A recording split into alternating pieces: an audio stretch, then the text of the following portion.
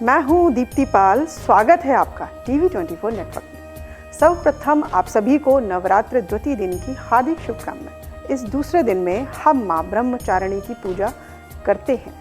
जैसा कि हम सभी जानते हैं, नवरात्रि में खुद को स्वस्थ रखना किसी बड़ी चुनौती से कम नहीं होता है। और यदि आप शुगर के पेशेंट हैं तब तो बात और भी बड़ी है।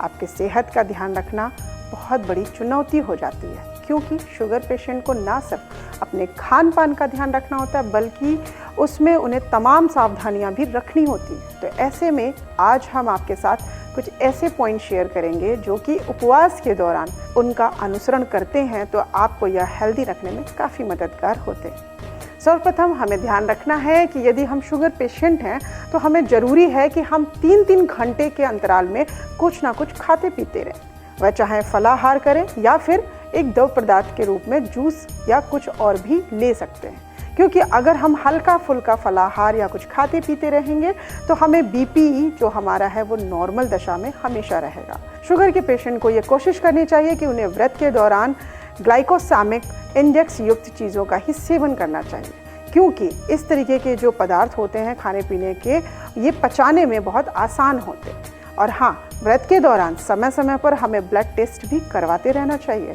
और यदि आपका ब्लड टेस्ट करवाने के बाद में रिपोर्ट में आपका ब्लड टेस्ट का जो रिपोर्ट है वो 70 से नीचे शो कर रहा है, तो ऐसी दशा में शुगर के मरीज हैं, अगर व्रत रख रहे हैं तो उन्हें व्रत वहीं पर रोक देना चाहिए, व्रत खोल देना चाहिए।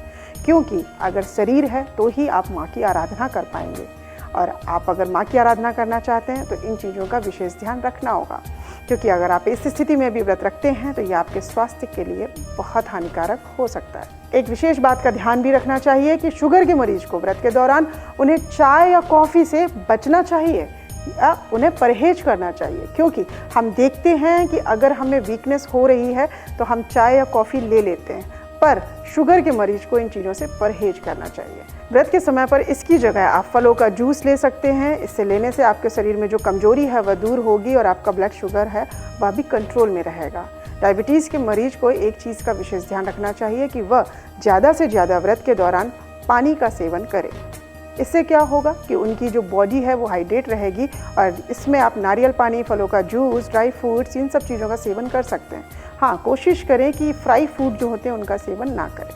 मिठाई से तो बिल्कुल ही परहेज करना है। व्रत के दौरान शुगर के मरीज अपनी दवाई लेना बिल्कुल ना भूलें। अगर आप चाहें तो व्रत रखने से पहले अपने डॉक्टर से परामर्श भी ले सकते हैं कि क्या यह व्रत आप रख सकते हैं या नहीं। आपके स्वास्थ्य की स्थिति को देखते हुए आपको यह बता सकते हैं कि आपको व्रत रखना चाहिए या नहीं। तो फिलहाल के लिए अभी इतना ही। बाकी नवरात्र में माँ की उपासना में हम किन बातों का ख्याल रखें, इसको लेकर फिर से कल मिलेंगे एक नए विषय पर। आपके सुझाव हमारे लिए बहुत ही उपयोगी हैं, इसलिए हमारा यह कार्यक्रम आपको कैसा लगा कमेंट करना ना भूलें। हमारे चैनल को सब्सक्राइब, लाइक और शेयर करना बिल्कुल ना भूलें। तब तक के लिए हमारी टीम को दीजिए इजाज़त। देखते रहिए TV24 नेटवर्क।